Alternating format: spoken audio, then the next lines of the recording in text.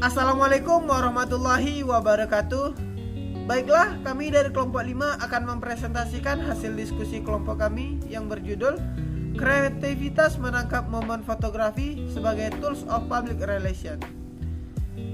Dalam materi kali ini kami akan membahas beberapa subbab, yakni fotografi dan ilmu komunikasi, foto dan foto jurnalistik, aspek-aspek dalam fotografi, public relation, dan citra.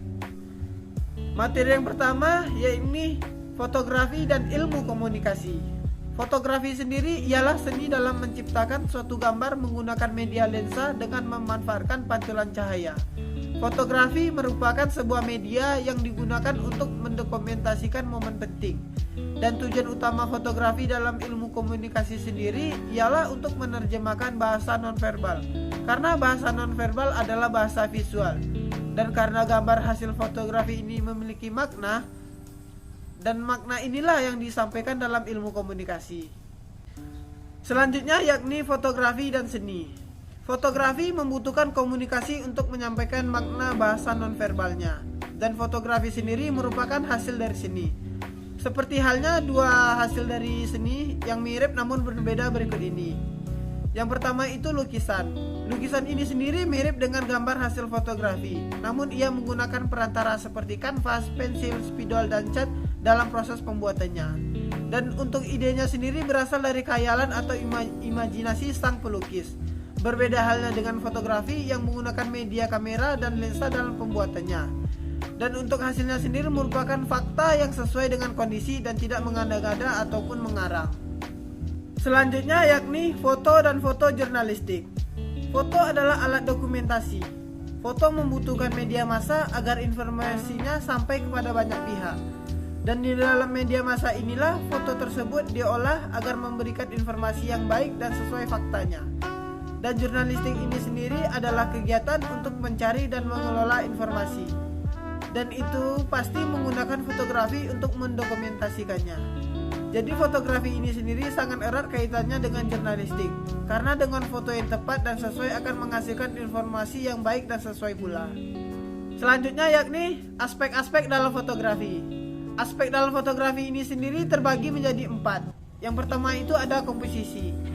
Komposisi ini ialah letak keseimbangan pada foto, dan komposisi ini bergantung pada lokasi dan momen yang ada agar objek yang dituju terlihat menarik dan pas tata letak sesuai dengan kondisinya. Yang kedua itu ada leading line. Leading line ini sendiri adalah teknik menggunakan garis pandang agar kita yang melihat hasil dari fotografi tersebut langsung terarah pada objek foto tersebut. Selanjutnya yaitu angle. Angle ini sendiri terbagi menjadi 3. Yang pertama itu eye level. Angle ini bersifat sejajar antara kamera dengan objek, tidak terlalu tinggi maupun rendah. Yang kedua yaitu high angle. Angle ini mengambil gambar dari atas objek yang bertujuan untuk memperlihatkan keadaan pada saat itu. Dan yang ketiga yaitu low angle. Teknik mengambil gambar ini diambil dari bawah objek yang bertujuan untuk menonjolkan objek tersebut. Dan yang terakhir itu ada framing. Framing ini ialah memberikan bingkai pada foto. Bingkai di sini bermaksud untuk memberikan batasan antara objek utama dengan lingkungan sekitar. Hal ini bertujuan untuk menonjolkan objek utama. Selain itu, framing ini juga bertujuan untuk mengurangi ruang kosong atau menutupi objek yang tidak penting. Jenis-jenis foto jurnalistik. 1. Spot foto. Foto yang dibuat dari peristiwa yang tidak terjadwal atau tidak terduga yang diambil oleh fotografer langsung pada lokasi kejadian. 2. General news photo. Foto-foto yang diabadikan dari peristiwa yang terjadwal, rutin, dan biasa. Temanya yakni politik, ekonomi, dan humor. Yang ketiga, people in the news photo. Foto tentang orang atau masyarakat dalam suatu berita. Yang ditampilkan adalah pribadi atau seseorang menjadi berita itu. Bisa kelucuannya, nasib, dan sebagainya. Tokoh-tokoh pada kategori ini bisa tokoh populer atau tidak populer, tetapi kemudian menjadi populer setelah foto itu dipubliskan. Keempat, daily life photo. Foto tentang kehidupan sehari-hari manusia dipandang dari segi kemanusiawannya atau human interest. Kelima, earth and culture photo. Foto yang dibuat dari peristiwa seni dan budaya. Yang keenam, social and environment. foto-foto tentang kehidupan sosial masyarakat serta lingkungan hidupnya. Materi selanjutnya, public relation. Hubungan publik atau humas adalah hubungan individu, asosiasi, pemerintah atau korporasi dengan publiknya yang harus mempertimbangkan fungsi sosial dalam menjalankannya, atau Edward Bernays. Fungsi public relation menunjang aktivitas utama manajemen, membina hubungan yang harmonis, mengidentifikasi segala sesuatu yang berkaitan dengan opini, melayani keinginan publiknya, dan memberi sumber saran hingga menciptakan komunikasi dua arah timbal balik. Setelah tadi kita mempelajari tentang urgensi seorang PR dalam sebuah perusahaan, maka dari itu kita harus tahu apa saja kemampuan yang harus dimiliki seorang humas ataupun public relation. Yang pertama, kemampuan pengamatan.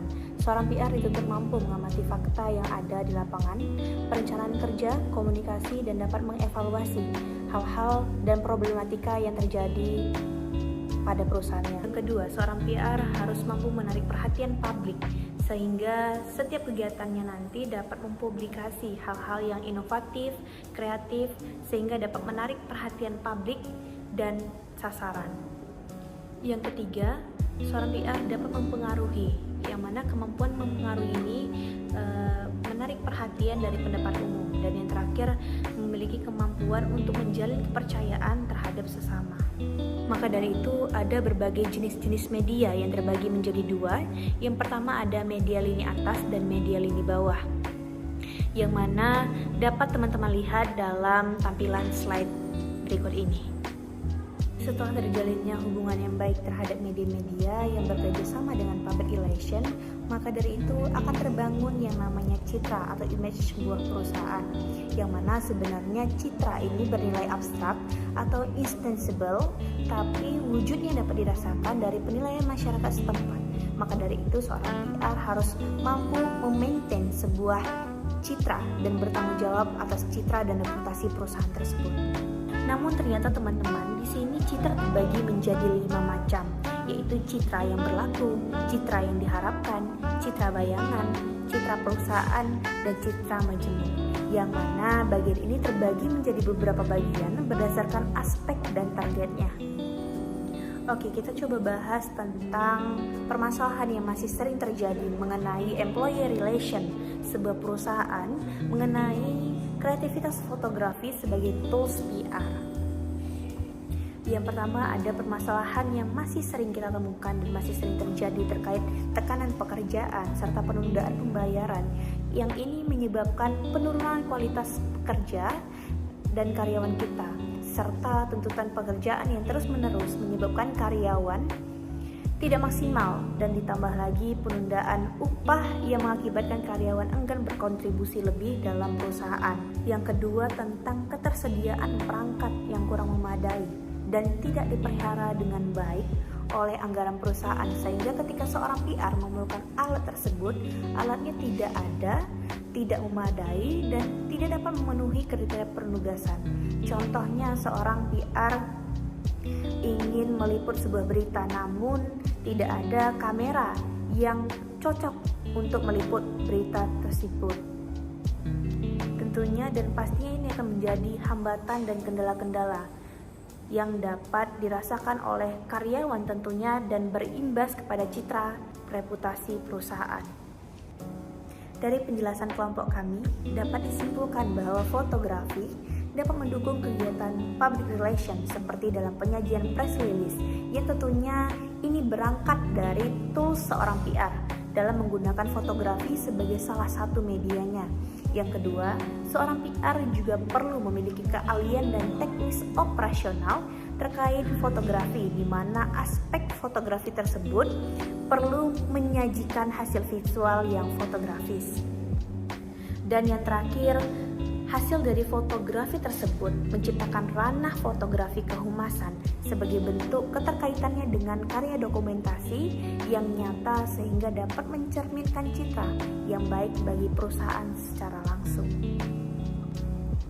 Berakhirnya materi yang saya sampaikan, maka dari itu kami harap teman-teman dan Bapak Ibu dosen pembimbing dapat memberikan saran dan kritik yang membangun, sehingga dapat kedepannya kami memperbaiki penugasan selanjutnya. Saya tutup. Wassalamualaikum warahmatullahi